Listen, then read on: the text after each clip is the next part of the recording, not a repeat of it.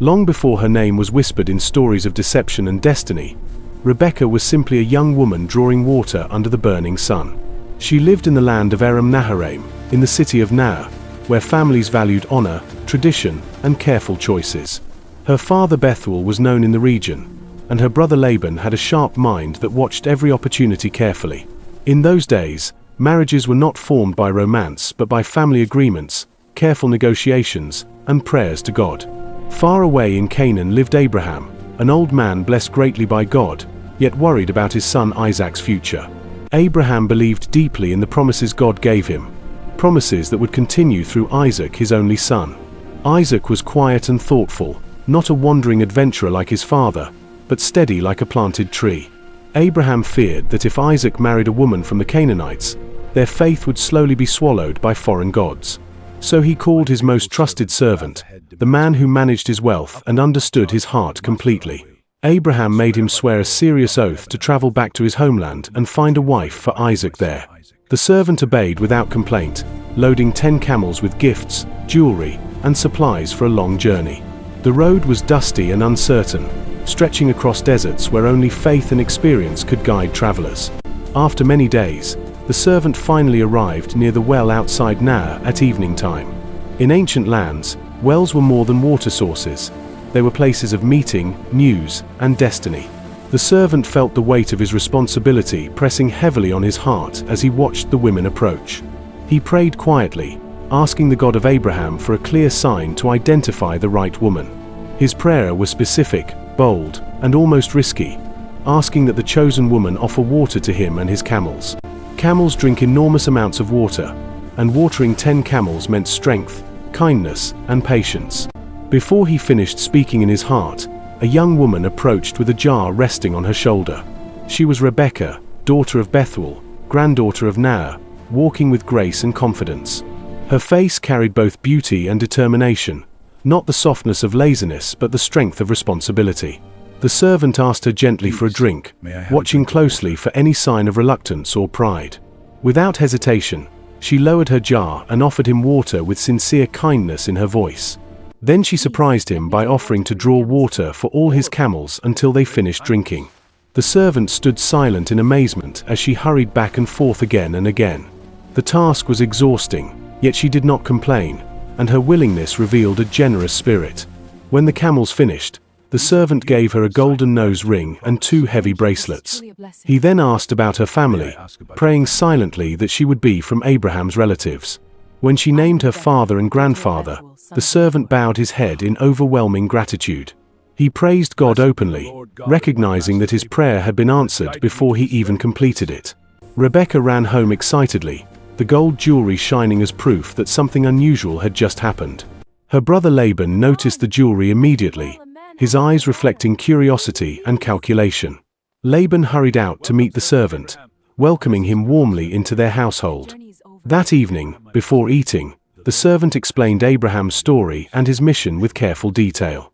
He spoke of God's promises, Isaac's inheritance, and the need for a faithful wife. Rebekah listened as her future unfolded like a story she had not planned for herself. The servant ended by asking the family directly whether they would allow Rebekah to go. The decision rested not only on wealth or status, but on courage and trust in God's direction. That night, Rebekah faced a choice that would pull her away from everything familiar and safe.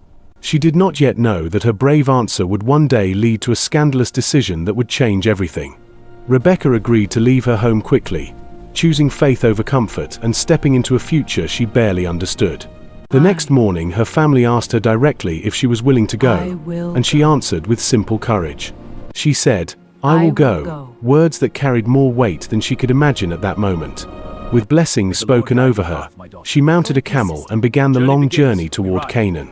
The road ahead was uncertain, yet her heart was steady with the belief that God was guiding her steps.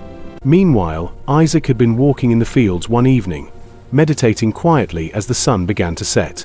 He looked up and saw the caravan approaching, unaware that his future was riding toward him.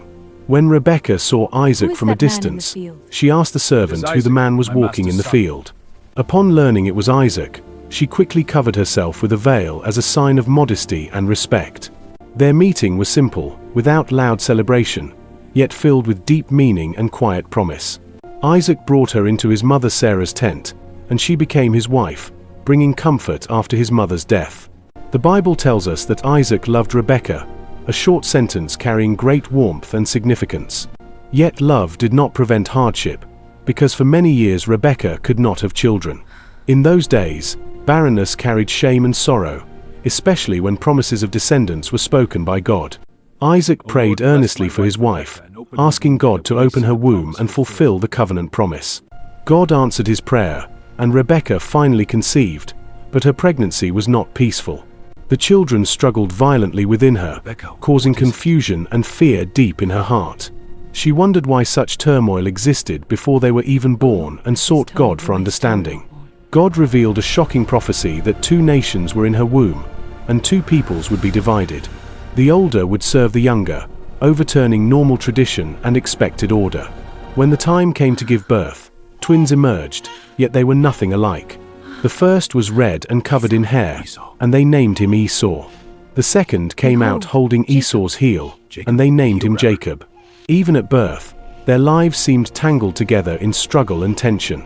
As the boys grew, their differences became sharper and impossible to ignore. Esau became a skillful hunter, strong, adventurous, and comfortable in the open fields. Jacob preferred staying among the tents, thoughtful, observant, and careful with his words. Isaac loved Esau deeply because he enjoyed the wild game his son brought home. Rebekah, however, favored Jacob. Remembering the prophecy spoken before their birth, what began as natural preference slowly grew into quiet favoritism within the family. Meals became divided moments, conversations carried hidden loyalties, and subtle competition grew stronger. One day, Esau returned from the field exhausted and hungry beyond reason. Jacob was cooking stew, and the rich smell filled the air like temptation itself. Esau demanded some of the stew, caring little for anything except satisfying his hunger. Jacob saw an opportunity and asked for Esau's birthright in exchange for the food. The birthright meant leadership, inheritance, and spiritual blessing passed to the firstborn son. Esau, thinking only of the moment, swore an oath and sold his birthright for one simple meal. Rebekah later learned what happened and silently remembered the prophecy about the older serving the younger.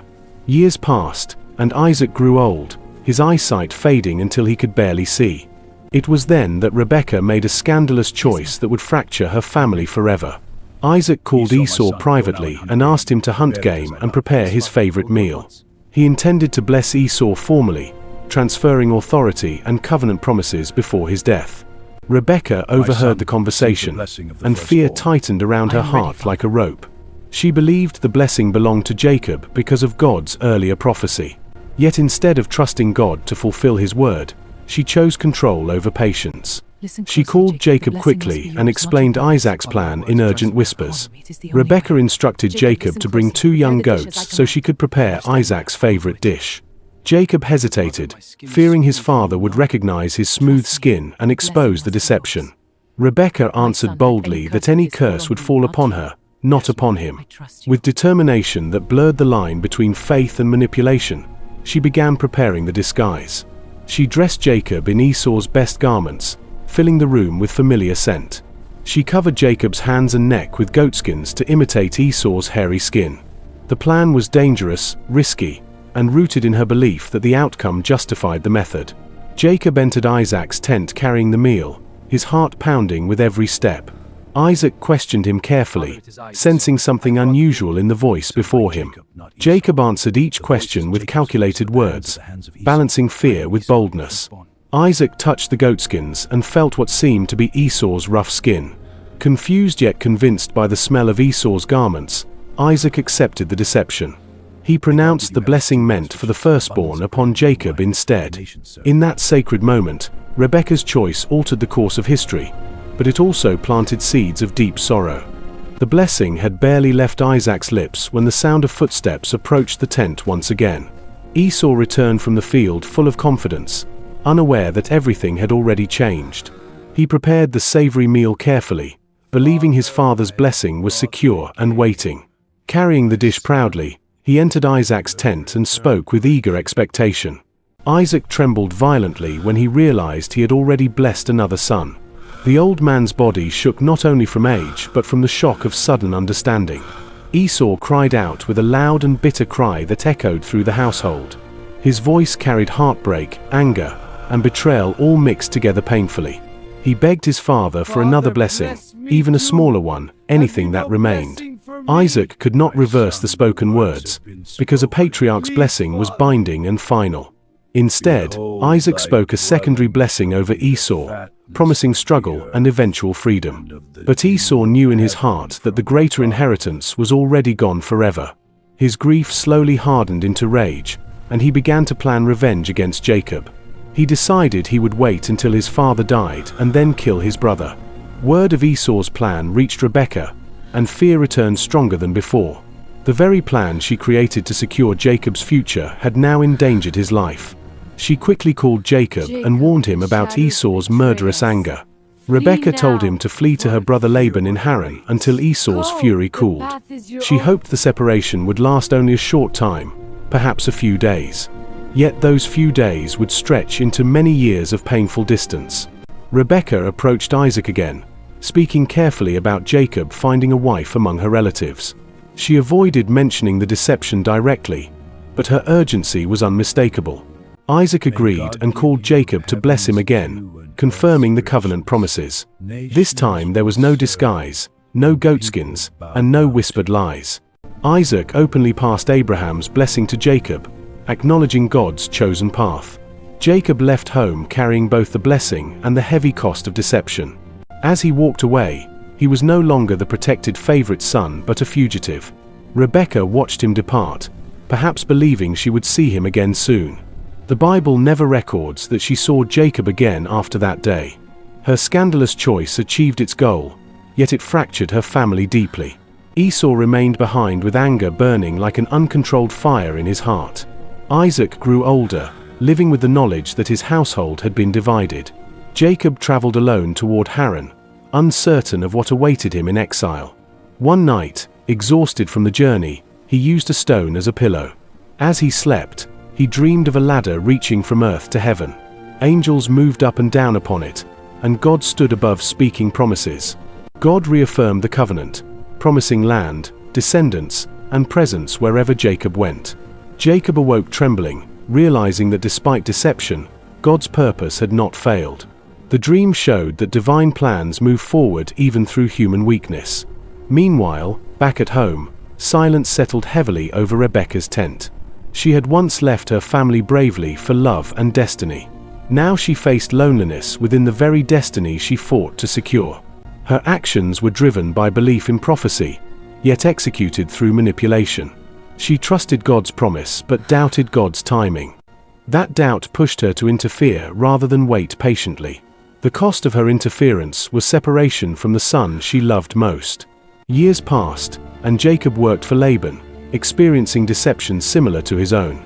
He was tricked into marrying Leah before Rachel, tasting the bitterness of being misled. Through hardship, Jacob slowly learned humility and dependence on God. God shaped him through struggle, preparing him to become Israel, father of a nation. Esau also built his own future, becoming strong and wealthy in his own territory. Time softened his anger, though the memory of betrayal remained. Eventually Jacob would return, fearful yet hopeful for reconciliation. The brothers would meet again, not with swords drawn but with tears. Esau would run to embrace Jacob, choosing peace over revenge. That reunion revealed that anger, though powerful, does not have to rule forever. Yet Rebekah's name fades quietly from the story before that moment of healing. Scripture does not describe her death, her final words, or her reunion with Jacob. Her silence stands as a reminder of both courage and caution. Rebekah's scandalous choice changed everything, proving that faith mixed with impatience can shape history but also wound the heart deeply.